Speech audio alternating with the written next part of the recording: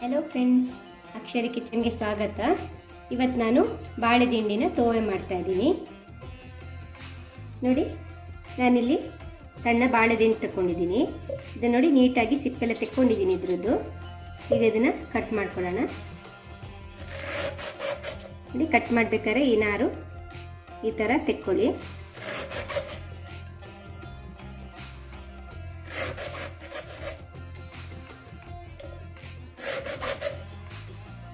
ನೋಡಿ, ಈ ಥರ ತೆಕ್ಕೋಬೇಕಾಗುತ್ತೆ. ಈಗ ಕಟ್ ಮಾಡ್ಕೊಂಡಾಗಿದೆ. ಇದು ನೋಡಿ ಸಣ್ಣ ಸಣ್ಣದಿದೆ, ಹಾಗಾಗಿ ಇದರಲ್ಲಿ 4 ಭಾಗ ಮಾಡ್ತಾ ಇದ್ದೀನಿ.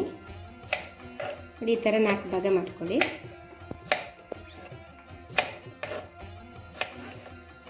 ಪಾತ್ರೆಯಲ್ಲಿ ನೋಡಿ 1 ಮುಷ್ಟಿಯಷ್ಟು ಹೆಸರು ಬೇಳೆ ತಗೊಂಡಿದ್ದೀನಿ. ಈಗ ಇದನ್ನು ಚೆನ್ನಾಗಿ ತೊಳ್ಕೊಳ್ಳೋಣ. ನೋಡಿ, ಕಟ್ ಮಾಡಿ ಇಟ್ಕೊಂಡಾಗಿದೆ. ಈಗ ಇದನ್ನು ಒಂದು ಪಾತ್ರೆಗೆ ಹಾಕಿ ಸ್ವಲ್ಪ ಉಪ್ಪು ಮತ್ತು ನೀರು ಹಾಕಿ ಇಟ್ಕೊಳ್ಳೋಣ ಒಂದು 5 ನಿಮಿಷ. ನೋಡಿ, ಸ್ವಲ್ಪ ಉಪ್ಪು, ಸ್ವಲ್ಪ ನೀರು ಹಾಕಿ ಒಂದು 5 ನಿಮಿಷ ಇಟ್ಕೊಳ್ಳೋಣ.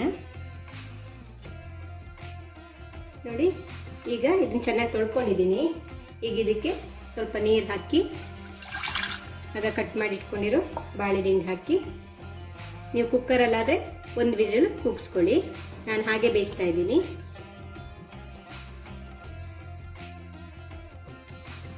ನೀರು ಸ್ವಲ್ಪ ಕಡಿಮೆ ಇದೆ, ಸ್ವಲ್ಪ ಹಾಕ್ಕೊಳ್ತಾ ಇದ್ದೀನಿ, ತರಕಾರಿ ಮುಳುಗುವಷ್ಟು. ನೋಡಿ, ಚೆನ್ನಾಗಿ ಬೆಂದಿದೆ. ನೋಡಿ, ಹಾಗೆಲ್ಲ ಚೆನ್ನಾಗಿ ಬೆಂದಿದೆ. ನೋಡಿ, ಈಗ ಸ್ಟವ್ ಆಫ್ ಮಾಡ್ಕೊಳ್ಳೋಣ. ನೋಡಿ, ಒಗ್ಗರಣೆಗೆ ರೆಡಿ ಮಾಡ್ಕೊಳ್ತಾ ಇದ್ದೀನಿ. 4 ಹಸಿಮೆಣಸಿನಕಾಯಿ ತಗೊಂಡಿದ್ದೀನಿ.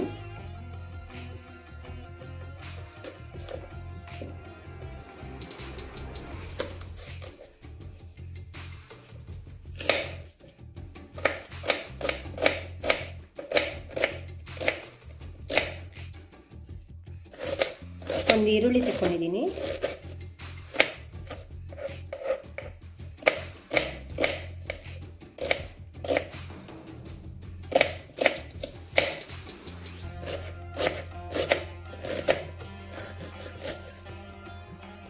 ಒಂದು ಟೊಮೆಟೊ ತಗೊಂಡಿದ್ದೀನಿ.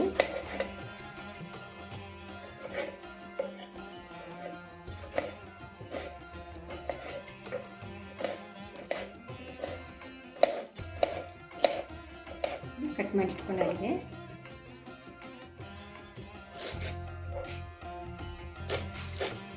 ಸಣ್ಣದಾಗಿ ಕೊತ್ತಂಬರಿ ಸೊಪ್ಪನ್ನ ಹೆಚ್ಚಿಕೊಳ್ಳಿ. ಒಂದು ಪ್ಯಾನ್ ತೆಕ್ಕೊಂಡಿದ್ದೀನಿ. ಇದಕ್ಕೆ ಸ್ವಲ್ಪ ಎಣ್ಣೆ ಹಾಕ್ಕೊಳ್ಳೋಣ. ಎಣ್ಣೆ ಬಿಸಿಯಾಗಿದೆ. ಸ್ವಲ್ಪ ಸಾಸಿವೆ, ಸ್ವಲ್ಪ ಉದ್ದಿನಬೇಳೆ, ಸ್ವಲ್ಪ ಕಡಲೆಬೇಳೆ, ಸ್ವಲ್ಪ ಇಂಗು. ಈಗ ಈರುಳ್ಳಿ ಹಾಕೋಣ. ಒಂದು ಈರುಳ್ಳಿ ಕಟ್ ಮಾಡಿಟ್ಕೊಂಡಿರೋದು. ಸ್ವಲ್ಪ ಕೆಂಪು ಕೊತ್ತಂಬರಿ,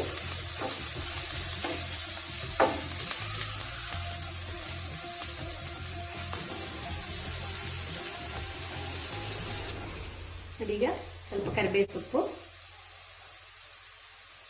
ಹಸಿಮೆಣಸಿನಕಾಯಿ, ಸ್ವಲ್ಪ ಒಂದು ಅರ್ಧ ನಿಮಿಷ ಫ್ರೈ ಮಾಡ್ಕೊಳ್ಳಿ.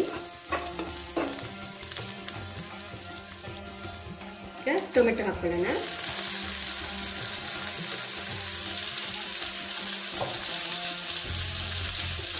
ಒಂದು 1/4 ಚಮಚ ಅರಿಶಿನ ಪುಡಿ ಹಾಕ್ಕೊಂಡು ಟೊಮೆಟೊ ಮೆತ್ತಗಾಗೋವರೆಗೂ ಹುರ್ಕೊಳ್ಳಿ.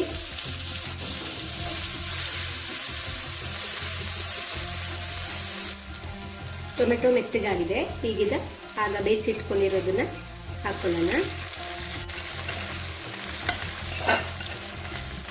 ಚೆನ್ನಾಗಿ ಮಿಕ್ಸ್ ಮಾಡ್ಕೊಳ್ಳಿ.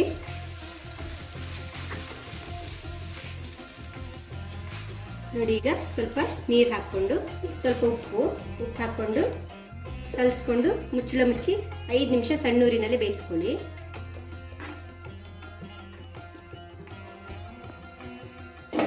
ಮುಚ್ತಾ ಇದ್ದೀನಿ. ನೋಡಿ, ಈಗ 5 ನಿಮಿಷ ಆಗಿದೆ. ಈಗೀಗ ಕೊತ್ತಂಬರಿ ಸೊಪ್ಪು ಹಾಕೊಳ್ಳೋಣ. ಈಗ ರುಚಿಕರವಾದ ಬಾಳೆದಿಂಡಿನ ತೋವೆ ರೆಡಿಯಾಗಿದೆ.